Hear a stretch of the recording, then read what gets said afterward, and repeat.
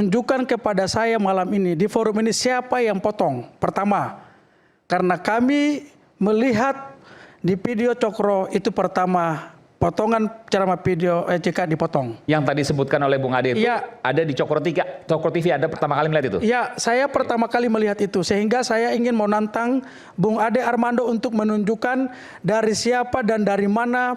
Pertama pasti dia tahu siapa yang memotong video itu pertama dulu. Karena kenapa di situ nanti akan kelihatan niat jahat.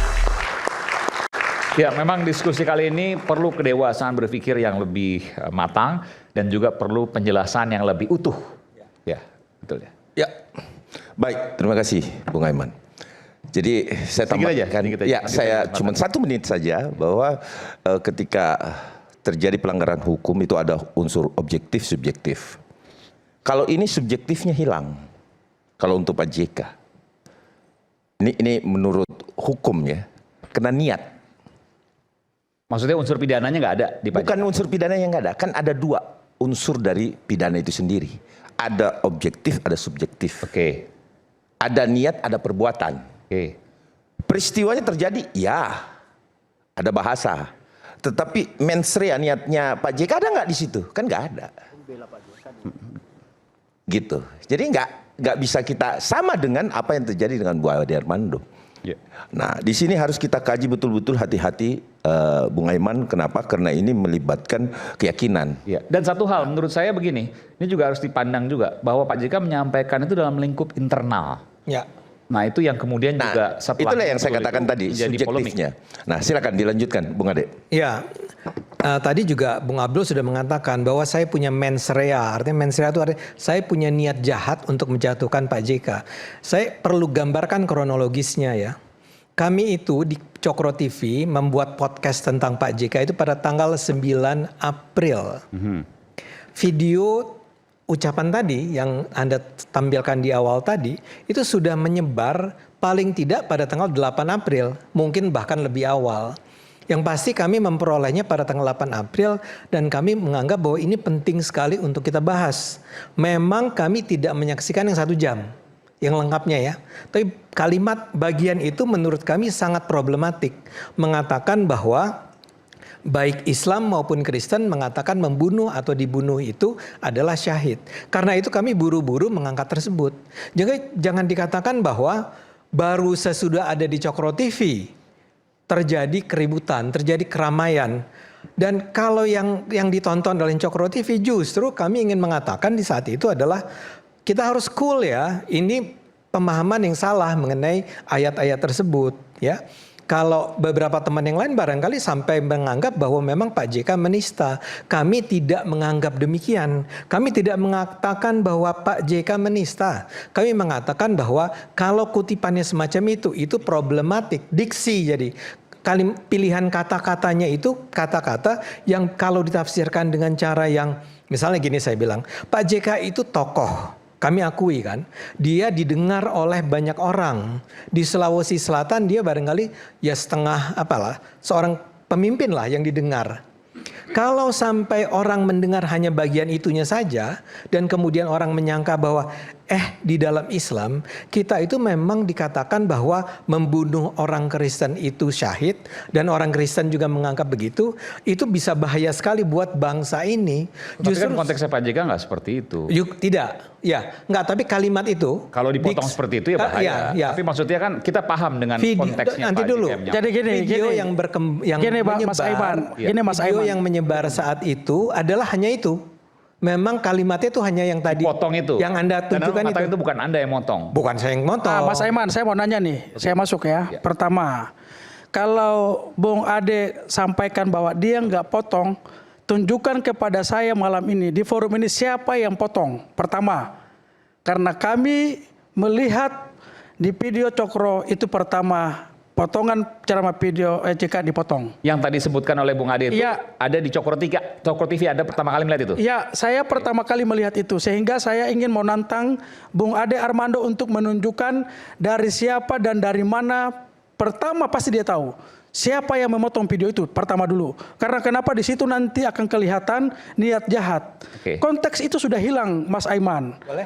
Sabar dulu, konteksnya sudah hilang, Mas Aiman. Tapi kita sepakati dulu bahwa apa yang disampaikan Pak JK itu maksudnya bukan ke situ. Maksudnya ketika dipotong di situ maka berbahaya. Maka berbahaya. Terus saya mau bilang buat siapa yang motong? Itu pertanyaan sekarang. Saya mau klarifikasi yang dibilang sama Bung Ade tadi. Pak JK tidak sedang berpendapat. Supaya jangan angkat bahwa seolah-olah Pak JK berpendapat bahwa orang Kristen membunuh atau orang Islam membunuh Kristen adalah mati syahid. Tidak seperti itu. Pak JK meminjam pendapat atau mengcopy paste pendapat orang-orang di lapangan, aktor konflik di lapangan tadi, fakta empirik. Sehingga beliau sampaikan di forum itu, gitu. Jadi bukan Pak JK sedang berpendapat. Pertanyaan Bentar, tadi, Bang siapa Rasman. yang motong gitu kan? Bisa saya. Jadi pertanyaan pertama adalah siapa yang memotong? Karena Mas Aiman, beliau Cokro TV lah yang paling pertama di tanggal 9. Ingat, Cokro TV tanggal 9. Lalu kemudian bersamaan Permadi Arya muncul. Lalu kemudian di YouTube ini kami punya timeline ya. Ya, ini kita punya bukti. Di YouTube Kupas Bicara itu hadir Ade Armando sebagai narasumber tunggal dengan ada 2 host cewek perempuan. Ini bahasa sangat framing nih, seperti ini.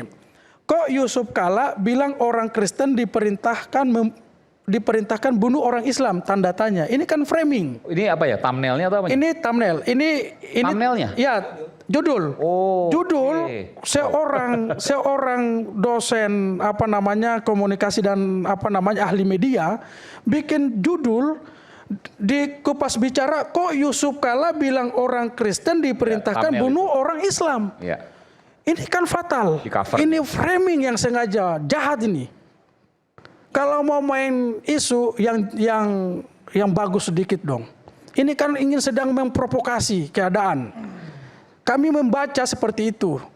Walaupun dikasih tanda tanya, tapi tanda tanya itu bagian dari framing.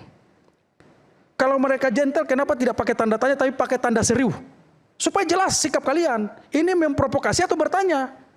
Tapi kami menemukan setelah di YouTube-nya Kupas Bicara itu, lalu muncul Permadi Arya lagi. Di saat yang bersamaan Grace Natali di TikTok dan di Facebook. Lalu yang melaporkan Sahat. Ini terpola, Bang. Mas, jangan, nggak seperti itu. Yang rasional terukur yang saya bilang tadi, bahwa mari kita berdebat soal isi dan substansi. Kita bicara hal yang paling penting yang jangan yang isu yang sentimen seperti ini. Karena dampaknya itu kalau sekali terbakar membakar semua orang. Dan Pak JK tidak mau ada di situ. Karena beliau terlibat, ingat, Pak JK mendamaikan Ambon saja, beliau hampir tewas, hampir mati di Ambon. Untuk masuk ke kota Ambon, ini saya harus jelaskan peristiwa kenapa Pak JK itu bilang seperti ini. Anda boleh mengkritik saya, Anda boleh menghina saya, tapi jangan sampai Anda membenturkan toleransi atau harmoni antar umat, karena saya berdarah-darah menyelamatkan konflik Ambon dan Poso. Saya kemana-mana diskusi seminar, saya bicara tentang Ambon dan Poso, hidup dua agama, hidup umat beragama berdampingan. Mereka yang tadi rapuh, terbakar, tapi bisa bangkit kembali lagi. Makanya mereka bilang kalau mau bicara konflik perdamaian di dunia, belajarlah pada Ambon dan Poso bagaimana mereka yang tadinya berperang membakar, tapi bisa kemudian hidup berdampingan. Makanya cara-cara yang memotong video memprovokasi itu cara-cara yang barbar, yang tidak bermartabat. Jangan mengagitasi publik, memantik kemarahan publik di ruang digital seperti itu. Karena itu sangat tidak berkelas, itu sangat barbar. Makanya saya minta siapapun yang bermain dengan isu memantik sentimen agama seperti ini, supaya bahkan seluruh rakyat Indonesia harus meminta Kapolri memanggil orang-orang seperti ini karena berbahaya. Persatuan kita bisa dirobek, kita bisa terhasut. Jangan bermain di isu seperti itu. Dan Pak JK sudah membuktikan bahwa saat dia mendamaikan Ambon, jalan darat aja, Bang, pakai mobil panser dengan angkatan darat dengan polisi, itu tidak bisa dihalangi, dilempari. Pakai speedboat angkatan laut dibakar. Akhirnya dia harus tembus ke lapangan Merdeka menggunakan helikopter. Itu pun dia harus tidur 4 malam di Ambon, bawa bantal yang agak empuk. Untuk kenapa? Karena dia sungguh-sungguh mendamaikan ini. Padahal dia posisi sebagai Menko Kesra, tetapi beliau pertaruhkan. Karena kapan ini tidak selesai, maka Ambon dan Poso menjadi satu komunis atau satu daerah yang terbelakang. Ketika daerah-daerah lain maju dan 2 provinsi ini mundur. Makanya beliau marah. Anda boleh hina, mengkritik saya di isu yang lain, tapi jangan pernah mengkoyak toleransi dan persatuan antar umat beragama. Oke. Tadi pertanyaannya Bung Ade, siapa pertama kali yang motong kalau bukan Anda, siapa? Anda ambil dari mana itu? Ya gini, ini artinya timnya Bung Abdul tuh kerjanya, PR-nya nggak beres, ya. Kalau Anda belajar jelas, bukan kami yang pertama, ya. Sekarang Anda bilang, sebut namanya, akunnya. Nggak mau saya sebut, karena saya takut bahwa nanti akun tersebut jadi sasaran tembak Anda. Tapi ada, namanya saya hafal. Dan itu bukan cuma satu akun, itu sudah menyebar di beberapa video yang berkembang biasanya saat kalau itu. di video itu kan Anda mengambil, Anda mencantumkan sumbernya, courtesy atau sumber dan titik. Iya kan, Mas Aiman itu. Nah, Anda nggak tampilkan itu, Bung? Dia nggak tampilkan itu. Makanya kenapa saya kejar? Kalau di kami media kan seperti itu. Harus ambil, kita tulis sumbernya dari mana. Sumber pemotongnya harus jelas dong. Boleh. Nah, kalau Anda mengatakan saya salah karena saya tidak mencantumkan siapa aslinya, sumbernya, nggak apa-apa, saya salah. Tapi jangan pernah menuduh saya mengedit, kemudian menjadi orang yang pertama kali menyebarkannya agar terjadi kemarahan massa. Oke, saya bisa jawab ini. Tapi gini, kalau dalam jurnalistik itu salah, Bung Ade. Karena ketika kita mengambil bukan dari sumber kita asli, maka kita harus menulis sumbernya. Ya. Tapi Anda bukan produk jurnalistik ya? Enggak. Kalaulah saya salah, ya, kan saya akui. Ini akuin Mas Saiman ya. Saya buat karena tanggung jawab menjadi di kita gitu. Kalau kita nggak nulis sumbernya. Saya setuju lah. Mas Aiman, setuju. Mas Aiman, Bung Ade ini selalu mengaku sebagai ahli komunikasi media, pengamat. Itu dosen saya juga. Nah, ini kalau kita sesalkan, ingat. Saya setuju. Bahayanya ruang digital kita, karena kenapa itu dengan mudah orang menggunakan itu. Saya setuju Anda. Nah, Anda benar. Saya seharusnya mencantumkan nama tempat saya merujuk itu ya. Oke, clear ya. Berarti Bung Ade mengakui kesalahan kan, karena tidak mencantumkan apa dari mana link itu saudara pakai. Betul. Mengakui kesalahan. Oke. Itu pertama. Tapi kan tuduhan Anda lebih serius. Anda mengatakan saya dengan sengaja mengedit video panjangnya Pak JK menjadi cuma 2 menit, dan kemudian gara-gara itulah terjadi keramaian. Itu yang saya bantah. Kami membahas sebuah video sekitar 2 menit di mana kalimatnya menurut saya sangat problematik. Bukan menurut Pak JK. Jadi gini, kami mengatakan begini, di dalam video tersebut Pak JK mengatakan bahwa menurut Islam dan Kristen, kata Pak JK, Islam dan Kristen berpendapat membunuh atau dibunuh itu syahid. Bahkan secara spesifik Pak JK mengatakan Kristen juga berpendapat membunuh atau dibunuh orang Islam itu syahid. Ya, kami ingin mengatakan melalui video itu, kami mengatakan tidak benar loh ini, ya. Tidak benar kalimat ini. Tidak benar bahwa baik agama Kristen maupun agama Islam itu mengatakan bahwa memang Pak JK menyatakan bahwa pendapat itu keliru.